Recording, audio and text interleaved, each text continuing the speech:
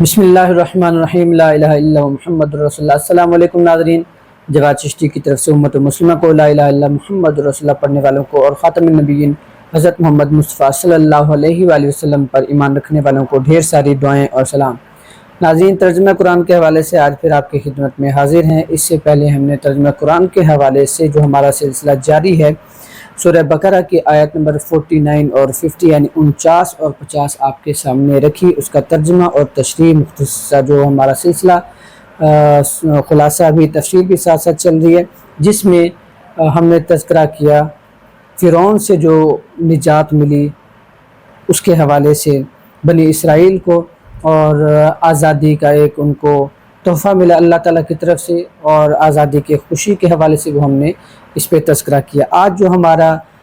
سلسلہ جس طرح چل رہا ہے، اس میں ہم آج آیت نمبر جو سورہ بقرہ ہے اس کی 3 آیات ہم رکھ رہے ہیں آپ کے سامنے، 51، 52 اور 53، یعنی کہ 51، 52 اور 53۔ یہ آیات جو ہیں یہ آپ کے سامنے رکھ رہے ہیں۔ یہاں پہ ہم تذکرہ کریں گے جو بنی اسرائیل پر تیسرا انعام اللہ تعالیٰ کی طرف سے ہوا، یعنی تورات کا حصول، اس کا تذکرہ کریں گے۔ اس کے ساتھ ساتھ جس طرح پہلے تو کیونکہ یہاں پہ حضرت موسیٰ علیہ السلام جو ہیں ان کا پہلی بار ذکر آیا ہے نام کے ساتھ، تو وہ مختصر تعارف آپ کے ساتھ رکھیں گے۔ اس کے ساتھ بنی اسرائیل کا جس طرح بچہ پرستی ہے انہوں نے شروع کی، گائے کے بچڑے کی پوجا جسے کہہ لیں آپ، وہ شروع کی، اس کو خدا ماننا شروع کیا۔ اور یہاں پہ ہم آگے پھر ساتھ تذکرہ کریں گے 40ویں کا، کہ 40واں کیا ہے، 40واں کیوں منایا جاتا ہے یا کیوں اکثر اس پہ کیونکہ لوگ اعتراض بھی اٹھاتے ہیں کافی، تو تھوڑا سا آپ کے ساتھ یہ چیزیں ڈسکس کرتے چلیں گے قرآن پاک کے حوالے سے، اللہ تعالیٰ کے حکم اور ارشادات جو ہیں، اللہ تعالیٰ کا جو فرمان ہے اور احادیث مبارکہ سے ہم آپ کے سامنے رکھتے چلیں گے۔ 40 یعنی 40 کا عدد ہے، 40واں جس طرح ہے، چلہ کشی ہے جس طرح، یہ تھوڑا سا تذکرہ آپ کے ساتھ کریں گے۔ اس کے علاوہ جو امت محمدیہ جو ہے اس کو اللہ تعالیٰ کی طرف سے استقامت ملی، مختصر یہ تذکرہ کرتے ہوئے آگے آخر میں ہم تذکرہ کریں گے جو ذوالجناح کا گھوڑا، جس طرح ذوالجناح گھوڑے کے حوالے سے اہل تشیعوں کا جو ایک رواج چل پڑا ہے اس کے بارے میں، کہ یہ کیا چیز ہے، ہونا چاہیے اسلام میں ہے نہیں ہے، یہ انشاءاللہ باقاعدہ طور پر قرآن پاک کے جو حوالہ جات ہیں، آیات ہیں، ہم قرآن پاک سے لیں گے انشاءاللہ، احادیث مبارکہ ہیں جس طرح وہ ساتھ ساتھ آپ کے سامنے رکھتے چلیں گے۔ تو یہ چیزیں ساری آپ کے ساتھ ہمارا ڈسکس کرنے کا، محنت کرنے کا مقصد یہی ہے، قرآن پاک کی اصل تعلیم جو صحیح تعلیم ہے اس کو ہم جانیں، اس کے اوپر عمل کرنے کی کوشش کریں، اور طرح طرح کے جو لوگ ہیں جو مسلمانوں کو ہی مشرک کہہ رہے ہیں، شرک کے فتوے لگاتے ہیں، تو قرآن ہمیں کیا کہتا ہے، اللہ کے احکامات کیا ہیں، اللہ کے رسول کے احکامات کیا ہیں، یہ ہم آپ کے سامنے آج رکھنے والے۔ تو شروع کرتے ہیں۔ ہم آپ سے گزارش ہے اگر آپ ہمارے پلیٹ فارم پر نئے ہوں تو سپورٹ ضرور کیجیے گا، شیئر کریں، خود بھی کوئی بھی بات آپ نے ڈسکس کرنی ہو آپ کمنٹ کریں، شیئرنگ کریں دوسروں کے ساتھ، اور کوئی سوال ہو وہ بھی آپ پوچھ سکتے ہیں۔ اب ہم آیات شروع کرتے ہیں، باقی انشاءاللہ ساتھ ساتھ جو تذکرہ ہے وہ آپ کے سامنے رکھتے چلتے ہیں۔ اعوذ باللہ من الشیطان الرجیم، بسم اللہ الرحمن الرحیم۔ وَإِذْ وَعَدْنَا مُوسَىٰ 40 لَيْلَةً ثُمَّ اتَّخَذْتُمُ الْعِجْلَ مِن بَعْدِهِ وَأَنْتُمْ ظَالِمُونَ، اور یاد کرو جب ہم نے موسیٰ علیہ السلام کو 40 راتوں کا وعدہ دیا، پھر اس کے بعد تم نے بچڑے کو معبود پکڑ لیا، یعنی بچڑے کی پوجا شروع کر دی، وَأَنْتُمْ ظَالِمُونَ، اور تم ظلم کر رہے تھے۔ آیت نمبر 51، آگے آیت نمبر 52 ہے، ثُمَّ عَفَوْنَا عَنْكُمْ مِنْ بَعْدِ ذَلِكَ لَعَلَّكُمْ تَشْكُرُونَ، پھر ہم نے اس کے بعد تمہیں معافی دی تاکہ تم شکر بجا لاؤ۔ آیت نمبر 53 آگے، وَإِذْ آتَيْنَا مُوسَى الْكِتَابَ وَالْفُرْقَانَ لَعَلَّكُمْ تَهْتَدُونَ، اور یاد کرو جب ہم نے موسیٰ کو کتاب اور حق و باطل میں تفریق دی تاکہ تم ہدایت پاؤ۔ اچھا ناظرین، یہاں پہ کیونکہ تذکرہ جو ہے ہم باقی تو سارا تفصیل سے کرتے چلیں گے آپ کے ساتھ، یہاں پہ جو سب سے پہلی چیز ہے کہ فرعون جو ہے جب بحر احمر میں غرق ہو گیا، تب حضرت موسیٰ علیہ السلام بنی اسرائیل قوم کو لے کر فلسطین کی طرف گئے۔ اب یہاں پہ کیونکہ آزاد قوم تھی اور مکمل طور پر ان کو آزادی بھی حاصل ہو چکی تھی، اللہ تعالیٰ نے آزادی کی نعمت بھی دے دی تھی، اور اس وقت پھر ضرورت تھی کہ مکمل طور پر ایک نظام ہو، ایک شریعت ہو جس پر وہ عمل کریں اور چلے۔ یہاں پہ پھر اللہ تعالیٰ نے حضرت موسیٰ علیہ السلام کو تورات کا وعدہ کیا، تورات دینے کا، وہ کس انداز میں وہ آپ کے ساتھ اب رکھتے ہیں۔ باقی جس طرح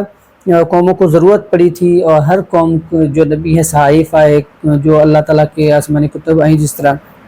تو اسی طرح حضرت موسیٰ علیہ السلام کے قوم کو بھی اس وقت ضرورت تھی۔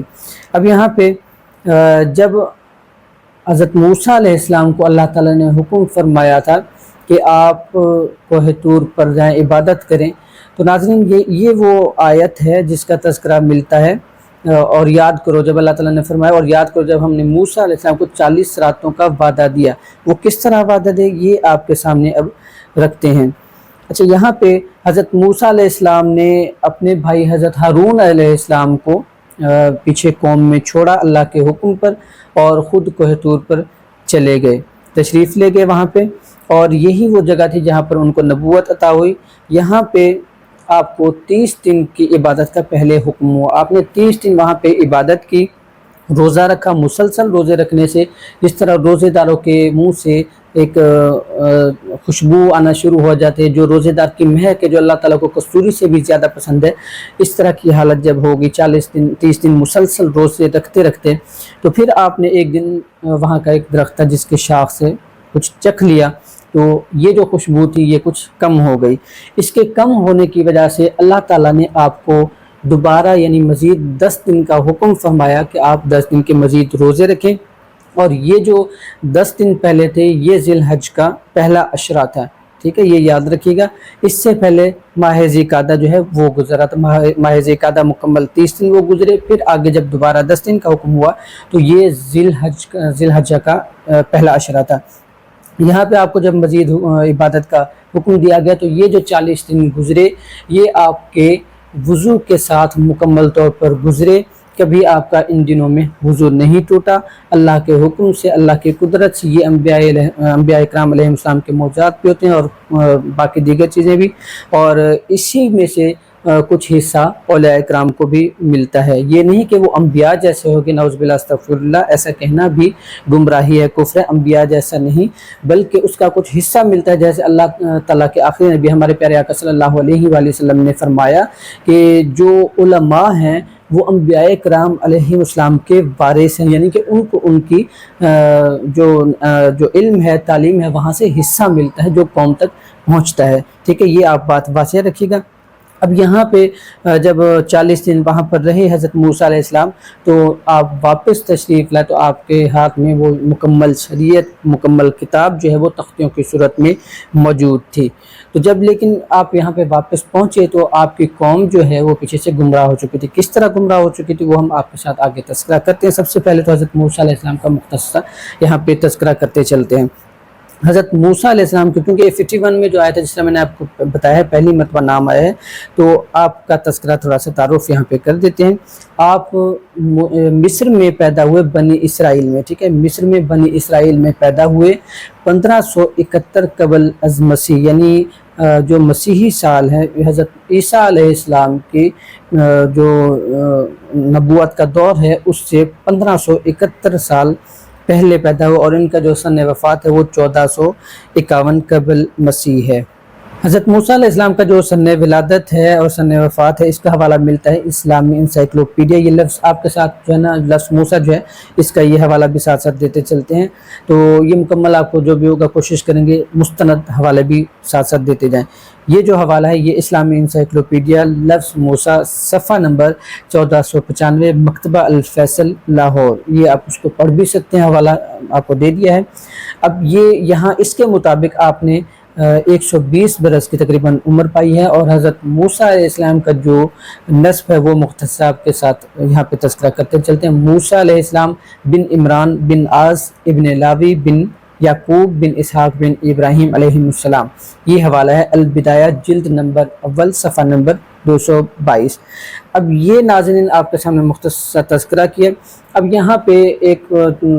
واقعہ جو آپ نے سن رکھا تھا، فرعون نے جس طرح کہ حضرت موسیٰ علیہ السلام کی پیدائش کا سن کے اس نے بچے قتل کروانا شروع کر دیے تھے، بہت بار آپ نے سن رکھا ہے، لیکن مختصر یہاں پہ ہم نے تذکرہ تو لازمی کرتے چلنا ہے۔ تو یہ فرعون نے اس وقت یہ کیا کہ اس نے تمام بچے قتل کروانا شروع کر دیے حضرت موسیٰ علیہ السلام کی پیدائش کے ڈر کی وجہ سے، کہ اگر وہ پیدا ہو گئے تو فرعون کی حکومت ہے اس کا تختہ الٹ کر رکھ دیں گے۔ اس نے کیا کیا بچوں کو قتل کرنا شروع کر دیا، جو بھی بچہ پیدا ہوتا، لڑکا پیدا ہوتا اس کو قتل کرنا شروع کر دیا۔ اب یہاں پہ پھر اس کی قوم کا جو ہے اس کو پھر یہ ڈر لگ گیا کہ اگر اسی طرح مرد ختم ہو گئے تو آگے اولاد پیدا کرنے کے لیے پھر جو مرد ہیں وہ نہیں رہیں گے، پھر آگے جو یقینی طور پر جو عورتیں پیدا ہوتی ہیں، لڑکیاں پیدا ہوتی ہیں، ان کی خدمت کے لیے وہ اپنے فائدے کے لیے جو لڑکیاں اکٹھا کرتے ہیں، سارا کچھ کرتے ہیں، تو وہ اس سے فائدہ حاصل نہیں کر سکیں گے، لہٰذا اس چیز پر غور کیا جائے۔ تو فرعون نے کیا کیا کہ ایک سال وہ بچے قتل کرواتا اور دوسرے سال چھوڑ دیتا تھا۔ یہ اس کا سلسلہ جاری تھا، اتفاق سے تو نہیں کہیں گے لیکن یہ اللہ کی قدرت سے، کہ جب حضرت موسیٰ علیہ السلام نے پیدا ہونا تو اس سے ایک سال پہلے حضرت ہارون علیہ السلام جو حضرت موسیٰ علیہ السلام کے بھائی تھے وہ پیدا ہوئے، اور دوسرے سال حضرت موسیٰ علیہ السلام پیدا ہوئے۔ اسی طرح جب آپ کی والدہ سے پوچھا گیا کہ یہ دودھ کس کا ہے، تو آپ کی والدہ نے فرمایا کہ یہ دودھ ہارون کا ہے، یعنی حضرت ہارون علیہ السلام کی وجہ سے دودھ ہے۔ اور جیسے حضرت موسیٰ علیہ السلام پیدا ہوئے تو اس طرح حضرت موسیٰ علیہ السلام کی جو پیدائش اللہ کی طرف سے شروع میں ہی حفاظت میں چلی گئی، مخفی ہو گئی، اور یہ پردہ ایک جاری رہا۔ یہاں پہ اب حضرت موسیٰ علیہ السلام کا کیونکہ بہت یہ ہم دیکھتے ہیں کہ بہت سے واقعات اور تذکرہ اور ساری چیزیں، سب سے زیادہ انبیاء میں سے حضرت موسیٰ علیہ السلام کا تذکرہ بھی ملتا ہے، کافی ایسی چیزیں 9ویں پارے میں آپ پڑھ سکتے ہیں۔ اس کے علاوہ ایک اور 20واں پارہ بھی ہے، وہاں پہ بھی آپ دیکھ سکتے ہیں بڑی تفصیل کے ساتھ یہ ساری چیزیں ان کے سلسلے چل رہے ہیں، کیونکہ جو فرعون کا دور ہے اور اسی طرح حضرت موسیٰ علیہ السلام کے جو واقعات ہیں بیچ میں کچھ سبق آموز ہیں، عبرت ناک بھی ہیں، اور ان کا جو حال ہوا ہے فرعون کا، خاص طور پہ یہ ساری چیزیں اللہ تعالیٰ نے اہل اسلام، اہل ایمان کے سامنے دوبارہ قرآن پاک میں رکھی۔ تو یہ جو چیزیں آپ کے سامنے تذکرہ کیا ہم نے، اس کے بعد جو حضرت موسیٰ علیہ السلام کا جو نماز کا آپ نے واقعہ سنا ہوگا، شب معراج کو پیارے آقا صلی اللہ علیہ وآلہ وسلم جب گئے وہاں پر تشریف لے گئے، تو حضرت موسیٰ علیہ السلام کی بدولت بار بار آنا جانا ہوا اللہ کی طرف، دوبارہ پیارے آقا صلی اللہ علیہ وآلہ وسلم دوبارہ گئے، واپس آئے، پھر اسی طرح ان سے حضرت موسیٰ علیہ السلام سے ملاقات ہوتی رہی، اور اس طرح 45 نمازیں معاف ہو گئیں اور صرف 5 نمازیں جو ہیں وہ رہ گئیں۔ یہ ایک امت محمدیہ کے لیے حضرت موسیٰ علیہ السلام کی طرف سے تحفہ بھی، ورنہ آج کل کتنا مشکل ہوتا ہے یہ 50 نمازیں مکمل ایک دن میں پڑھنا جو کہ فرض ہوتی ہیں۔ اب یہاں پہ یہ تذکرہ کرتے ہوئے اب جو حضرت موسیٰ ہے ان کا، حضرت موسیٰ علیہ السلام کا جو مزار اقدس ہے وہ فلسطین میں، یہ تذکرہ کرتے ہوئے آگے ہم چلتے ہیں بنی اسرائیل کے جو گاؤ پرستی، بچڑا پرستی جو ہے وہ کیسے شروع ہوئی، ہم تذکرہ کرتے ہیں۔ یہاں پہ یاد رکھیے گا، جیسا کہ میں نے آپ سے پہلے بھی کہا کہ یہ جو چیزیں ہیں یہ کافروں کے لیے ہیں، مشرکوں کے لیے ہیں، جو کفر کا عقیدہ رکھتے تھے اور اللہ کے سوا کسی اور کی عبادت کرتے تھے، کسی اور کو پوجتے تھے۔ یہاں پہ کیا کیا جاتا ہے کہ جو آیات کفر کے بارے میں ہوں، یہودیوں کے بارے میں ہوں، اور جو قومیں گمراہ ہوئیں ان کے بارے میں ہوں، وہی آیتیں اٹھا کر مسلمانوں پر چشمہ کی جاتی ہے کہ تم اللہ کے سوا کسی اور کو پکارتے ہو، جبکہ پکارنا اور ہوتا ہے، عبادت کرنا اور ہوتا ہے۔ اور جو لوگ عبادت کی غرض سے کسی اور کو پکارتے ہیں نعوذ باللہ تو وہ شرک کرتے ہیں، یہ بات آپ یاد رکھیے گا۔ اب یہاں پہ ایک منافق آدمی جو تھا سامری نام سے، وہ اس نے دیکھا حضرت جبرائیل علیہ السلام جب آئے گھوڑی پر سوار ہو کر، تو جہاں پر وہ قدم رکھتے، یعنی کہ جہاں پہ ان کی گھوڑی جو ہے وہ قدم رکھتی تو وہاں سے سبزہ اگنا شروع ہو جاتا ہے۔ اب اس نے کیا کیا، اس نے وہاں سے مٹی لی اور جا کر اس نے وہ سونے کا بچڑا بنانا شروع کر دیا۔ سونے کا بچڑا بنانا جب شروع کیا تو یہ جب سونے کا بچڑا تیار ہو گیا، اس نے جا کے وہ مٹی جو ہے تو سونے کے بچڑے کے منہ میں رکھتی، وہاں سے اس کی جو اصل آواز ہوتی ہے جس طرح بچڑے کی وہ آنا شروع ہو گئی۔ اب یہ جو فرعونی تھے، یعنی کہ سابقہ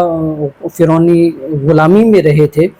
ان میں کیا رواج تھا کہ وہ جس طرح جن کے انڈر رہتے، جن کے انڈر غلامی کر رہے ہوتے تو انہی کا اثر ان پر ہو جاتا، اور ان میں اکثریت جو تھی وہ گاؤں پرستی کی ہوتی تھی، فرعون کے دور میں بھی اس طرح، تو ان پر سب سے زیادہ اثر ہوا جیسے انہوں نے دیکھا کہ وہ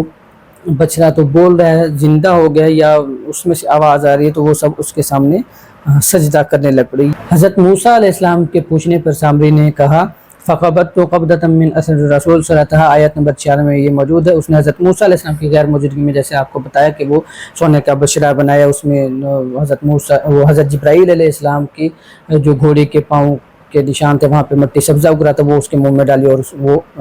اس نے بولنا شروع کیا، آواز آئی، تو یہ وہ سارا واقعہ اس وقت کا۔ اور سامری نے جو کہا ھذا الہکم و الہ موسیٰ فنسی، یہ قرآن پاک میں بھی اس کا تذکرہ ملتا ہے، سورہ طہ آیت نمبر 88۔ سامری نے کیا کہا، یہ بچڑا تمہارا اور موسیٰ کا خدا ہے، اور موسیٰ بھول گئے نعوذ باللہ اور طور پر خدا کو ملنے کے، یہ سامری نے وہاں پر کہا۔ تو وہ جو سارے لوگ تھے وہ سجدہ ریز ہو کے انہوں نے سجدہ شروع کرے۔ جب حضرت موسیٰ علیہ السلام واپس آئے تو ان کا اکثر قوم کا جو حصہ ہے وہ گمراہ ہو چکا تھا، گمراہ ہو کر انہوں نے بچڑے کی پوجا شروع کر دی، بچڑا پرستی جس طرح گاؤ پرستی ہے وہ شروع کر دی۔ تو یہاں پہ یہ اللہ تعالیٰ نے جو آیت نازل فرمائی جس کا تذکرہ ملتا ہے، اور یاد کرو جب ہم نے موسیٰ علیہ السلام کو 40 راتوں کا وعدہ دیا، پھر اس کے بعد تم نے بچڑے کو پکڑ لیا، یعنی اس کو معبود بنا لیا اور تم ظلم کر رہے تھے، ثم اتخذتم العجل من بعدہ وانتم ظالمون، یہ آیت جو اللہ تعالیٰ نے نازل فرمائی۔ اب یہاں پہ جب حضرت موسیٰ علیہ السلام آئے تو وہ اپنے بھائی سے جھگڑنے لگے کہ میں تمہیں پیچھے چھوڑ کر گیا تھا تو تم نے قوم کو کیوں نہ روکا گاؤ پرستی سے یا گمراہ ہونے سے۔ پھر آپ سامری کی طرف متوجہ ہوئے اور فرمایا تیری یہ سزا ہے کہ تو ہمیشہ کہتا رہے۔ یہاں پہ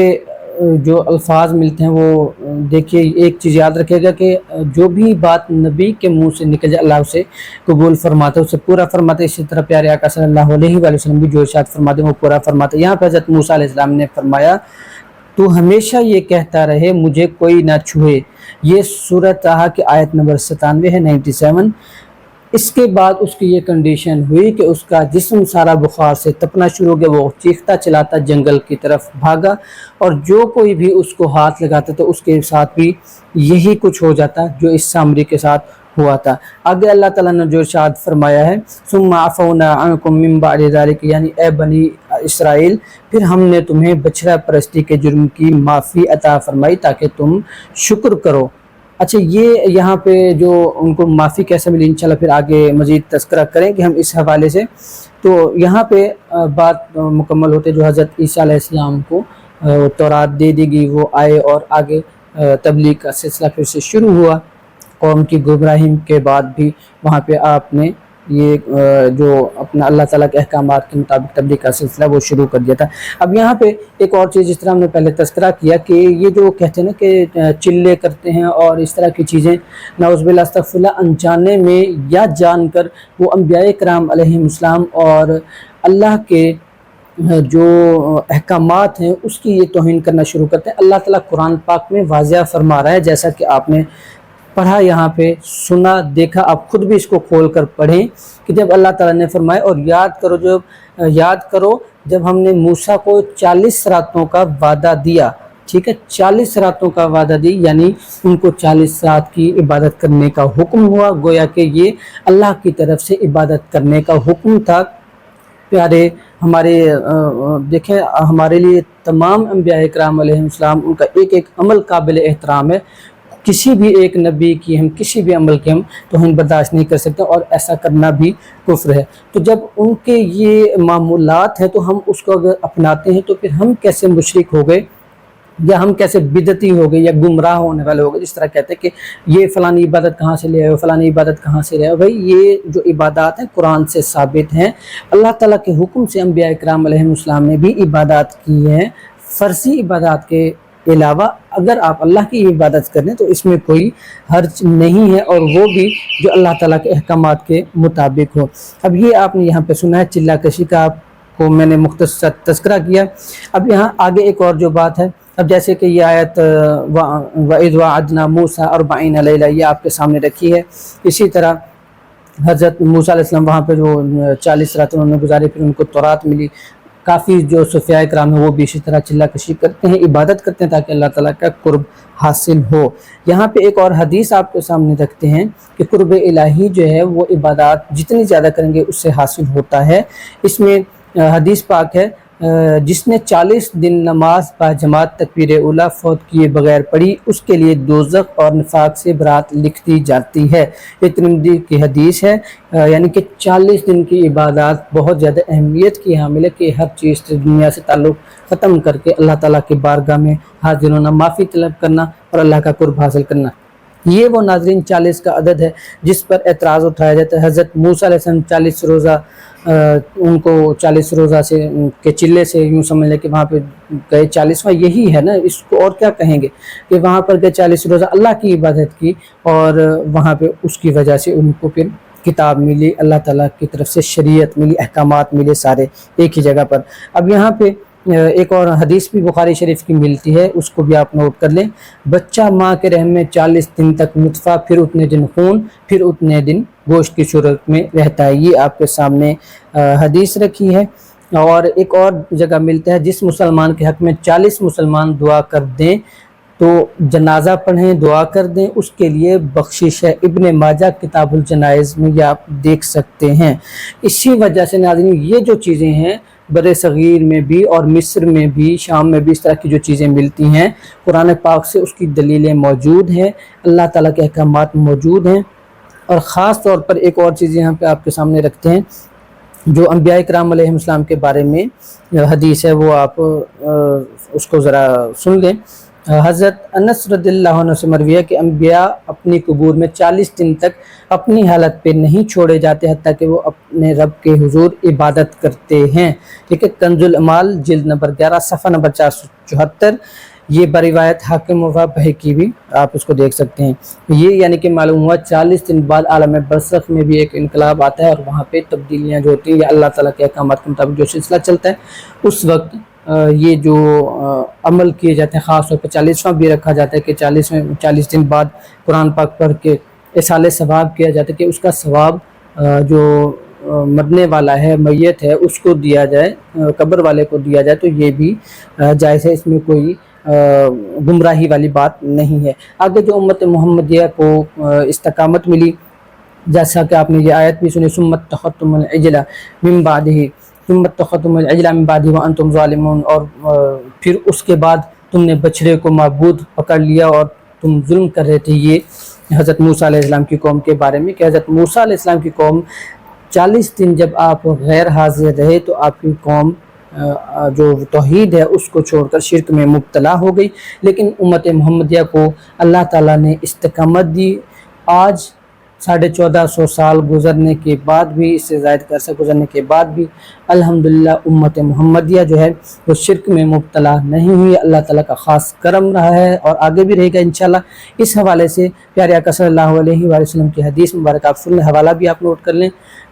بخاری کتاب المغازی باب نمبر 27، کتاب الجنائز باب نمبر 73، کتاب المناقب باب نمبر 25، یہ آپ دیکھیں کہ اس میں یہاں پہ حضور صلی اللہ علیہ وآلہ وسلم نے فرمایا، یہ جو کہتے ہیں نا چھوٹی چھوٹی باتوں پہ لوگ شرک کے فتوے لگانا شروع کر دیتے ہیں، مشرک ایک دوسرے کو کہنا شروع کر دیں، یا خاص طور پہ ایسے لوگ ذرا سی کوئی پیارے آقا صلی اللہ علیہ وآلہ وسلم سے عقیدت رکھ لیں، بزرگان دین سے عقیدت رکھ لیں، تو وہ ان کو شرک کے فتوے جانا شروع کر دیتے ہیں۔ نبی کریم صلی اللہ علیہ وآلہ وسلم نے فرمایا، اللہ کی قسم مجھے یہ ڈر نہیں کہ تم میرے بعد شرک کرو گے، البتہ تم دنیا میں پڑ جاؤ گے۔ یعنی کہ نبی کریم صلی اللہ علیہ وآلہ وسلم نے واضح فرما دیا کہ جو امت محمدیہ ہے، پیارے آقا صلی اللہ علیہ وآلہ وسلم کی امت ہے، وہ شرک میں مبتلا نہیں ہوگی۔ اس کا بہت کم خدشہ، اتنا ڈر بالکل نہیں ہے، جبکہ دنیا میں پڑنے کا خدشہ ہے کہ دنیا کی لالچ میں آ جائے گی، دنیا میں پڑ جائے گی، یہ اور چیز ہے۔ لیکن شرک کے پیارے آقا صلی اللہ علیہ وآلہ وسلم نے واضح دلیل دے دی ہمیں کہ امت محمدیہ جو حق پر ہوں گے، وہ جو کلمہ پڑھتے ہوں گے دل سے، کبھی بھی وہ شرک کی طرف نہیں جائیں گے۔ اب آتے ہیں ناظرین آخر میں جو آپ کو بتایا تھا ذوالجناح کے گھوڑے کی جو تعظیم کی جاتی ہے، اس کے حوالے سے کیونکہ ویڈیو پھر لانگ ہو جاتی ہے، آپ لوگ بہت کم ساتھ چلتے ہیں، تو ہماری کوشش ہے کہ ہر چیز آپ کے سامنے رکھنا۔ اب یہاں پہ بنی اسرائیل نے بچڑے کی تعظیم کی۔ اب یہاں پہ دیکھیے گا کہ اہل تشیع جو ہیں وہ بھی گھوڑے کی تعظیم کرتے ہیں۔ میں نے تو کئی ایسی ویڈیوز دیکھی ہیں، عورتیں، خواتین وہ گھوڑے کے سامنے ہاتھ جوڑ کر اس طرح کر کے اور اس طرح کر کے دعا مانگ رہے ہوتے ہیں، ہمارے لیے دعا کرو، ہمارے لیے اس طرح کرو، ہمارے لیے اس طرح کرو۔ یاد رکھیے گا یہ جو مشابہت ہے یہ بنی اسرائیل کے گمراہ لوگوں سے ہے، اور اگر کسی اللہ والے سے کہنا کہ میرے لیے اللہ کے ہاں دعا کریں یا سفارش کریں، یہ اور چیز ہے، کیونکہ یہ جو سفارش ہے نبی کریم صلی اللہ علیہ وآلہ وسلم جس طرح اللہ کے ہاں شفاعت کریں گے، اسی طرح جو بزرگان دین ہیں وہ دعا کرتے ہیں، اللہ کے ہاں دعا کرتے ہیں۔ ایسا نہیں ہے کہ وہ خود سے کہیں کہ میں آپ کو یہ دیتا ہوں، نعوذ باللہ، یا کوئی مرید یہ کہے یا کوئی ایسا بزرگوں کو ماننے والا یہ کہے کہ مجھے یہ والا بزرگ فلانی چیز دے گا یا جیسے دے گا اسی نے دینا ہے، تو نعوذ باللہ یہ چیز جائز نہیں۔ ہاں، یہ جو بزرگ اللہ کے طرف رجوع کرتے ہیں، اللہ سے مانگتے ہیں اور اللہ سے دعا کرتے ہیں کہ فلانے بندے کو اللہ عطا کر دے، تو یہ جائز ہے، یہ نہ شرک ہے نہ گمراہی ہے۔ اب یہاں پہ یہ جو گھوڑے کی تعظیم کرتے ہیں بالکل اسی طرح جس طرح بنی اسرائیل کے جو گمراہ لوگ تھے، بچڑے کی انہوں نے پوجا گاؤ پرستی انہوں نے شروع کر دی تھی، یہ بالکل اسی سے مشابہ ہے۔ اب ان میں سے کچھ حوالہ چلے مختصر دیتے چلتے۔ حضرت امام حسین علیہ السلام کی یاد میں یہ جو کہتے ہیں نا کہ گھوڑے نکالتے ہیں، جبکہ خود اہل تشیع جو ہیں ان کی کتب میں یہ ملتا ہے کہ ان کے پاس تو اس وقت گھوڑا تھا ہی نہیں، ان کے پاس تو اونٹ تھے۔ اب یہاں پہ یہ جو حوالہ ملتا ہے وہ آپ کے سامنے رکھتے چلتے ہیں۔ جو امام علی مقام امام حسین رضی اللہ عنہ کے پاس جو کہتے ہیں نا کہ گھوڑا تھا، گھوڑا نہیں بلکہ ان کے پاس اونٹ تھا، یہ شیعہ مورخ لوط بن یحییٰ لکھتا ہے۔ اس کا حوالہ میں آپ کو دے دیتا ہوں، پہلے حوالہ آپ نوٹ کریں، مقتل ابی مخنف صفحہ 55، مطبوعہ مکتبہ حیدریہ نجف اشرف، ٹھیک ہے، یہ آپ نے حوالہ نوٹ کیا ہے۔ اس میں وہ لکھتا ہے، عبارت کو چھوڑ کے میں ترجمہ آپ کے سامنے رکھ دیتا ہوں۔ امام حسین علیہ السلام نے کربلا میں پہنچ کر اپنی اونٹنی کو بٹھایا اور عقبہ بن سمان سے کہا کہ اسے اس کی نکیل کے ذریعے باندھ دے، ٹھیک ہے، یہ یاد رکھیے گا۔ اسی طرح کربلا میں پہنچ کر حضرت امام حسین رضی اللہ عنہ نے فرمایا یہ عرض کرب و بلا ہے، اس جگہ ہمارے اونٹ بیٹھیں گے، ہمارے کجاوے اتریں گے اور ہمارے مرد قتل ہوں گے۔ کشف الغمہ جلد دوم صفحہ 47، مطبوعہ تبریز۔ یہ ناظرین آپ کے سامنے رکھا۔ یہاں تو کہیں گھوڑے کا ذکر ہے ہی نہیں، اونٹ کا تذکرہ ملتا ہے، اہل تشیع کی کتاب سے بھی ملتا ہے۔ اور یہ جو گھوڑے حضرت امام حسین رضی اللہ عنہ کی یاد میں کہتے ہیں ہم نکالتے ہیں، نعوذ باللہ استغفر اللہ، پتہ نہیں یہ کیا کیا کرتے ہیں، انہی کے جنازے بنا کر اس پہ پھر گھوڑے دوڑا کر توہین کرتے ہیں۔ کوئی بھی امام حسین رضی اللہ عنہ کا غلام ہو، ان کا ماننے والا ہو، مولا علی کا چاہنے والا ہو، کبھی بھی وہ اپنے اس طرح بزرگوں کی، اپنے اسلاف کے، اپنے بزرگوں اور خصوصاً جو نبی کریم صلی اللہ علیہ وآلہ وسلم کے لخت جگر نواس رسول صلی اللہ علیہ وآلہ وسلم، اتنی عظیم شخصیت، کبھی بھی یہ برداشت وہ نہیں کرے گا کہ ان کے جسم بنا کر ایسے ڈال کر ہم اس کی توہین کریں، اس کے اوپر گھوڑے دوڑائیں، اس کے اوپر نعوذ باللہ وہ گھوڑوں کے سمیں جو ہیں وہ پڑیں، ان کے پاؤں گھوڑے کے اس پر پڑیں۔ آج یہاں پہ ہم کسی کی تصویر بنا کر پھینک کر نیچے اوپر پاؤں اپنا مارتے ہیں تو ہم کتنا ایک وہ بندہ طیش میں آ جاتا ہے کہ میری تصویر کے ساتھ اس طرح کر کے میری تذلیل کی جا رہی ہے۔ تو یہ جو حضرت امام حسین رضی اللہ عنہ کے باقاعدہ طور پر مجسمے بنا کر نعوذ باللہ ان پر کبھی تیر چلا رہے ہیں، ان پر کبھی کیا چلا رہے ہیں، ان پر کبھی گھوڑے دوڑا رہے ہیں، تو یہ جو چیزیں ہیں ساری توہین حضرت امام حسین رضی اللہ عنہ کی، یہ ان کی توہین ہے اور کچھ نہیں ہے۔ اللہ تعالیٰ سے دعا اللہ تعالیٰ ایسوں کو ہدایت عطا فرمائے، اور ہم ایسوں کے خلاف ضرور بات کریں گے جو کفر کا عقیدہ رکھتے ہیں، ٹھیک ہے۔ اب جیسے بچڑے کی وہ عبادت کرتے اور اسی طرح یہ گھوڑے کے آگے کھڑے ہو کے دعا مانگنا کرنا، تو یہ اسلام میں جائز نہیں ہے۔ اور یاد رکھیے گا ہمارا مقصد فرقہ واریت نہیں ہے، ہمارا مقصد یہ ہے، چاہے اہل تشیع بھی ہیں، ان میں بھی بہت سے ایسے حضرات موجود ہیں جو حقیقت جانتے ہیں اور حقیقت بیان کرتے ہیں، اور الحمدللہ مکمل طور پر وہ مسلمان ہیں، ان کا کوئی کفر والا عقیدہ نہیں ہے، اور نہ ہم کو ایسے کہیں گے کہ یہ فلانا کافر ہے فلانا کافر ہے، لیکن جو کفر سے مشابہ ہے وہ تو اللہ رسول نے اس کو چھوڑنے کا حکم فرمایا ہے۔ لہٰذا قرآن پاک اور احادیث مبارکہ سے آپ کے سامنے جو دلائل ہیں، جو ثبوت ہیں، وہ ہم رکھتے رہیں گے۔ آپ سے گزارش ہے مشن میں ساتھ دیجیے گا اور بھرپور تعاون کیجیے گا، دوسروں تک لازمی شیئر کیجیے گا، کسی قسم کا آپ کا خود کا مشورہ تو وہ بھی آپ لازمی دیجیے گا۔ بہت بہت شکریہ آپ کا، دعا میں یاد رکھیے گا۔ ملتے ہیں اگلی ویڈیو میں، اللہ حافظ۔